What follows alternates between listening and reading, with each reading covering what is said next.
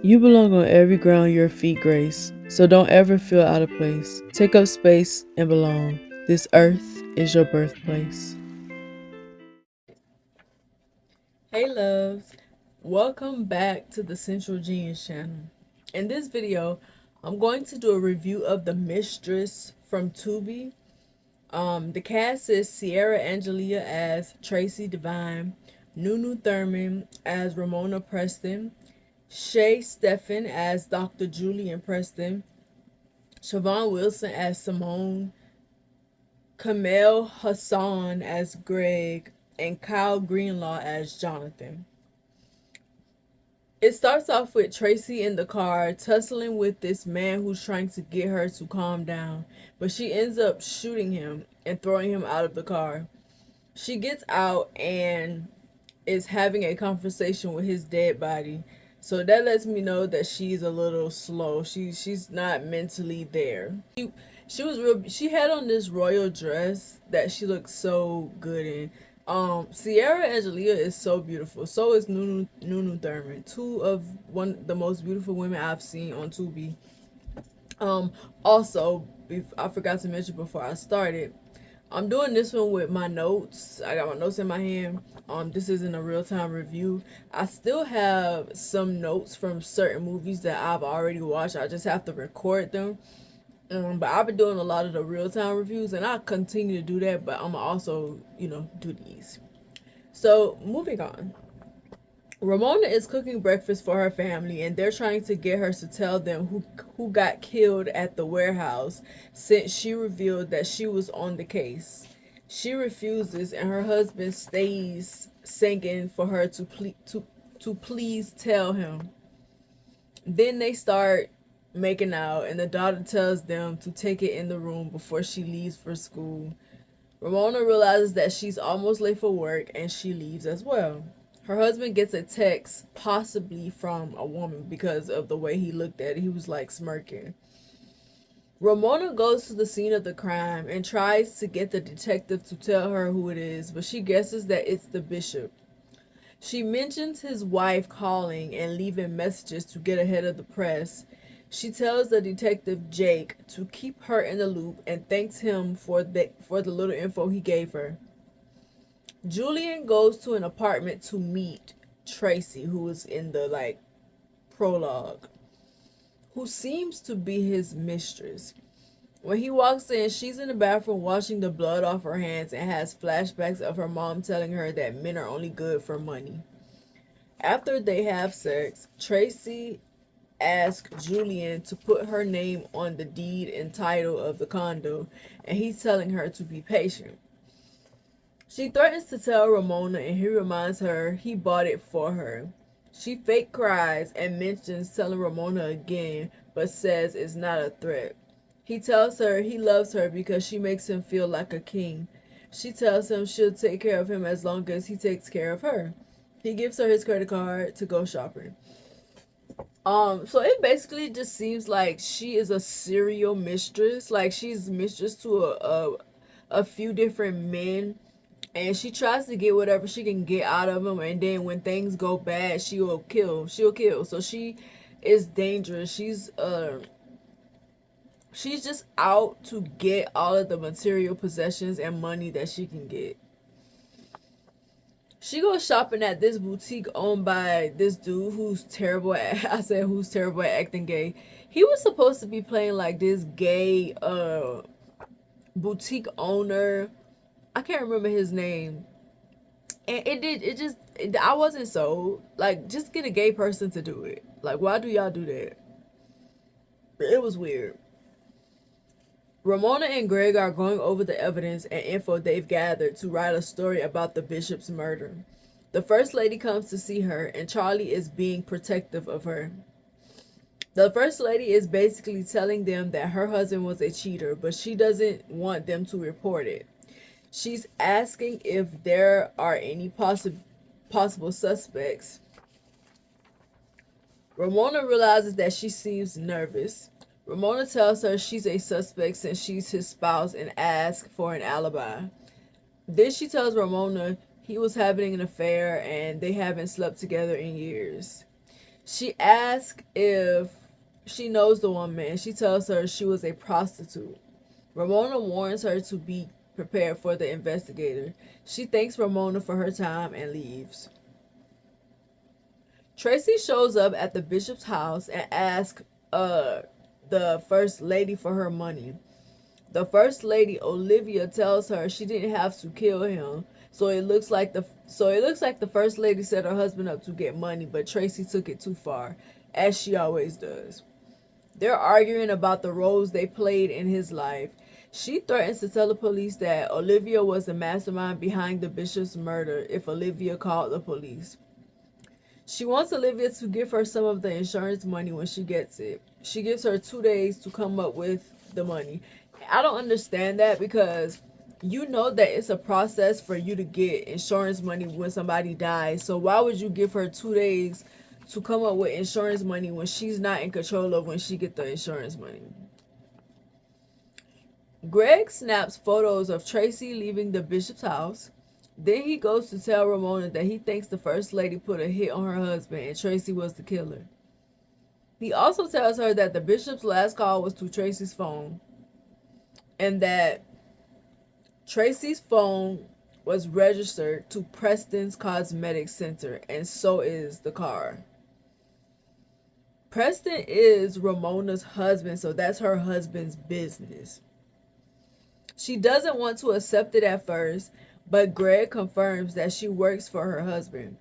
She claims it must be identity theft, but Greg tells her everything that Tracey owns is traced back to her husband, Julian. Ramona believes that either her husband is the dumbest man on the planet or he has a mistress. Greg shows her pictures of Tracey and Julian together and tells her he saw him coming out of her condo last night. Ramona is shocked. She feels stupid and says she knew it. Greg tells her she deserves better and gives her a shoulder to cry on. She tells him she put him through medical school and invested in his businesses. He tells her not to do nothing crazy. She promises to unleash a wrath on Tracey and Julian. They confront the first lady and ask if she hired Tracey to kill her husband, Ramona and Greg. She tells them that Tracey killed him and is extorting her for $1 million. She says that Tracey knows that she was at Ramona's office the other day. Olivia tells them everything and confirms that the whole conversation she had with Tracey should be on DVR. Greg tells her to act normal after she tells them Tracey has been following her. He put a security guard on her to protect her and tells her not to talk to anyone about what happened. Greg says if Olivia is telling the truth, she's in danger. Ramona feels like she is also in danger, but Charlie and Greg tell her they have her back. And Greg tells her to carry a gun. Preston shows up at his office to find a picture of Tracey and him in a gift bag. His assistant seems jealous, like she is having sex with him too. He asks her if she has anything else for him, and she says maybe later, talking about vagina, of course. And he just like smirking and thinking he that nigga. Like he just slanging that devil D everywhere he going. All throughout his business, all throughout his practice, paying for stuff for these women and all of this stuff. Typical. Tracey is shopping to her heart's content, like she doesn't have a care in the world, until her card declines. Franklin kicks her out of his boutique and cuts the card up. Tracey's pissed. Her car got towed as well. She walks in on Julian messing around with his assistant. She tells him the car was towed and the card declined. He gives her cash and tells her he'd get her a rental until everything is figured out.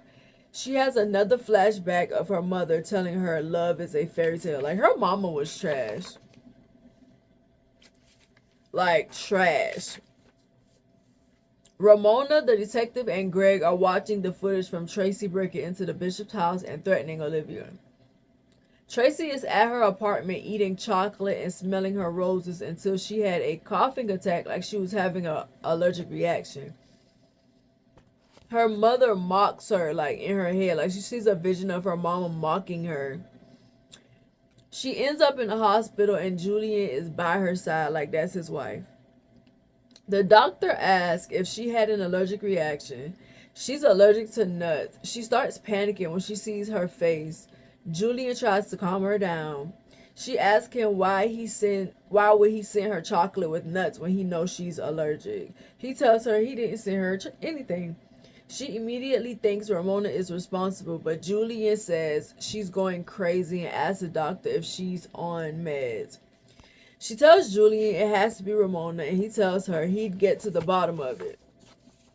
A nurse walks in and tells her her card was declined. Julian gives the nurse his card to pay for it. She asks him if he's broke, and the nurse tells him his card was declined too. He thinks his identity was stolen. He gives the nurse his business card and starts flirting with her. He assures Tracey that he'd get to the bottom of it. He literally has had sex with another woman in her face. He's flirted with another woman in her face, and she does not care. As long as she's getting her material things, her clothes, her jewelry, her car, and having her apartment paid for, she does not care what that man does. Ramona pulls up to Tracey's condo and tears it apart. Like when she sees like evidence that Julian and Tracey has been like building a life together, she gets upset and starts like tearing everything apart. She confirms that she was the one who sent Tracey the gifts. She takes her anger out on the apartment since Julian spent their money on it. Julian and Tracey show up to the condo and sees it torn up. Tracey says it was Ramona and Julian doesn't agree that it's her. He tells her that's the mother of his child. She tells him F the kids and that old bee. Like, nigga, forget them kids and that old lady. He gets mad at her and leaves. She tries to apologize, but he tells her F her. Tracey shows up at Ramona's office. Like, she owns the place. Like, sitting in her desk, waiting for her to come in. Annoying. She throws her affair with Julian in Tracey's face. They go back and forth about who's more important to Julian. And I'm just like, none of y'all are important. The only thing that's important to him is the power he has over y'all. And y'all being at his beck and call. But y'all ain't important to that man. Ramona tells Tracey she feels sorry for her for trying to take her life and not having a life of her own. They go back and forth again. Tracey tells her she loves money so much that she's willing to kill for it. She also threatens to take everything she loves if she doesn't stop taking her things from her. Ramona had a device recording Tracey threatening her. It's so crazy how entitled she's acting, like Ramona owes her something. Like, you're literally sleeping with this lady's husband and you're coming at her like she owes you something. Like, she is sick in her head. Ramona confronts Julian about being at the hospital and spending their money. He lies that it was one of his patients who he helped pay their hospital bill. She tells him that he has to stop spending their money like it's his. They argue and the truth comes out about how he actually feels about her. He gets a call and walks away from their combo. She asks him what could be so important to him at 1 in the morning. He walks off and takes the call like, who cares? The murder weapon is mailed to the detective, and like he's like, yeah, I finally got you. Like, I got you now. Charlie is at Tracey's place watching her. Then she goes to a bar to talk to a man that knows Tracey. Apparently, her real name is Karen. The man refuses to help her at first. He tells her that Karen is his granddaughter and she's had a rough life. He has a flashback of a conversation he had with her, apologizing for not being in her life and helping her when she was suffering. She tells him she's too broken and doesn't think she could fix it. He tells Charlie Karen's mother was mean and nasty to her siblings and her. So that's why she's the way that she is, because of the way her mom treat her. Detective Jake is questioning Julian of his whereabouts on the night the bishop was murdered, since the gun he received was Julian's. Julian said he was out having dinner with his wife on that night. He confronts him about having a mistress And Julian tells him it's not against the law to cheat on your wife. And I'm like, okay, Julian. Jake tells Julian that his side piece was messing around with the bishop. Julian refuses to believe it. He's pressuring Julian to talk since he presents motive for Julian allegedly killing the bishop. Julian said he didn't do it. Jake pressures him to admit it, but Julian doubles down on being innocent, but mentions Tracey's name by accident. He tells him the gun disappeared from his home one day and he doesn't know what happened to it. The detective asks him why he cheated. Julian tells him Tracey treats him like a king instead of tearing him down like Ramona does.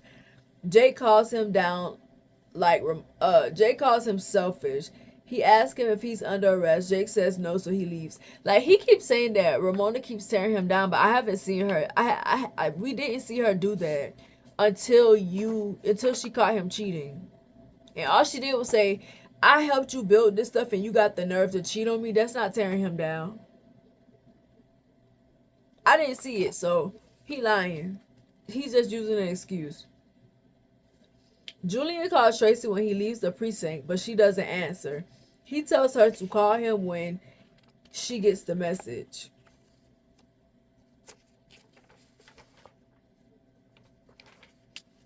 Tracey is in her bed sleeping when her phone starts going off. She's getting messages calling her a whore and a homewrecker. She gets upset and gets out of bed. Of course, she thinks it's Ramona. Tracey breaks into Julian's house while Ramona and their daughter Brittany is home alone. Tracey and her mother's spirit is looking around the house. Her mama's spirit popping up is weird. Ramona's phone rings, but she missed the call the first time. Charlie calls her back and tells her to watch her back because she found out everything about Tracey and she's a psychopath. She tells Ramona she's in her driveway. Ramona is in Charlie's car, and when she gets off the phone, she sees Tracey in the back seat of her car, and Tracey chokes Charlie out while she's on the phone with Ramona. She steals the evidence that Charlie has and leaves after killing Charlie. Ramona runs out to find Charlie dead. She cries hysterically and screams for help. Then she tries to run back in the house, but Tracey attacks her. They get to fighting while Tracey's crazy mother is talking to her in her head. I feel like her mama be popping up at weird times. Like, it's not necessary for her to pop up every time she's going crazy. We could have just saw the flashbacks 1 or 2 times and understand why she acts the way she acts. Ramona beats her up and leaves her there unconscious. The police arrives and Tracey is gone. Ramona is distraught because Charlie is dead and Tracey is gone. Julian is missing as well. Ramona tells the detective she will testify against Julian and she got so much more in store for him. She says she wants him to burn in hell. So the scene goes to Julian and Ramona celebrating their anniversary, and he's giving her props for giving him everything he has. Ramona flips the script on him and exposes Julian in front of their friends and family. She turns on a video of Julian sleeping with one of his best friend's wife. Julian asks Ramona why she was doing that to him. She tells him that Tracey is dead. He asks what she did and she tells him he's the one that killed her. Then she pulls out a gun on him and blames him for Charlie's death. She wants to know what happened to the man she married and tells him she doesn't need him. Greg talks her down and gets the gun from her. Julian gets arrested for Tracey's murder, which is crazy. Tracey and Olivia meets up to talk about their scheme that they plotted on everybody. Tracey faked her death by using the real Tracey's body, the girl whose identity she stole. Olivia gives her props for being a pro at being a mistress. Olivia also gives her the $1 million she owed her and asks her what's next. Tracey told her if she told her she'd have to kill her, and they laugh and go their separate ways. Brittany tells Ramona she loves her and tells her she's her reason to keep going. She thanks God for her, and it ends with Julian showing up telling Ramona he misses her. Greg shows up behind Julian and lays claim on his woman. They kiss and bids Brittany a goodbye so she can go spend time with her father. So I guess that means he didn't serve time in jail for Tracey's death, because they must find out that she faked her death. Ramona tells him to enjoy his daughter since that's the only thing they have in common. Ramona tells him she used to believe that she'd always love him until she found out what real love feels like. So her and Greg are sitting down watching TV, just chilling, enjoying their alone time together since Brittany is gone. And they see Tracey on TV marrying another man. They don't want no parts of her shenanigans, and I don't blame them. And so they just cut the TV off, and it's like, absolutely not. Absolutely not. I would mind my business too if I was them. Sierra Angelina is always good at playing the fatal attraction. She's always good at these thrillers and movies where she's killing somebody. She's really good at playing the psychopath mistress, or the girlfriend or wife or whatever. But she's beautiful enough to get away with anything. So I don't blame her for playing these roles. But the movie was pretty good. For what you usually see on Tubi, I think it was pretty good. I feel like the pacing was a little off to me or whatever. I feel like the pacing wasn't great, but at the same time, you're trying to do a short movie, you gotta jump through things. And I'm also learning that sometimes going slow is not always good, because when I write my books, it'll be that whole story in a 5-day span. So I'm trying to learn how to to put more time in between the events that happen. So I guess what I said about the pacing could be it don't count, okay? Because I'm trying to understand how to pace things now. But like I said, I think it was a really good movie. I do think that it's worth checking out on Tubi. I enjoyed watching it. It was funny to me. Typical Tubi shenanigans, typical Tubi watch, typical Tubi movie. But if you like Tubi like I do, because I don't care if the movies are terrible or not, I always learn something from Tubi movies. And I enjoy them. I watch them for entertainment and not necessarily to be a critic. But of course, I'm doing reviews, so I'm going to give my feelings about how good it was. And I do think that it was pretty good. I think it's worth the watch. But thank you guys for watching this video. Make sure to like, comment, and subscribe. If you've seen this movie, let me know what you think about it. Do you think that it was a good story, a good storyline? Do you like how it ended? What did you think about it? I can't wait to hear y'all thoughts on it. And if you haven't seen it, definitely go check it out, and let's have a conversation in the comment section talking about it. But again, in typical Southern woman fashion, thank you guys for watching this video. I will see y'all in the next one. Bye. Before you go, check out my website at srgrahamwrites.org and subscribe to my mailing list to get exclusive updates on works in progress, other news, and blog posts. Thank you.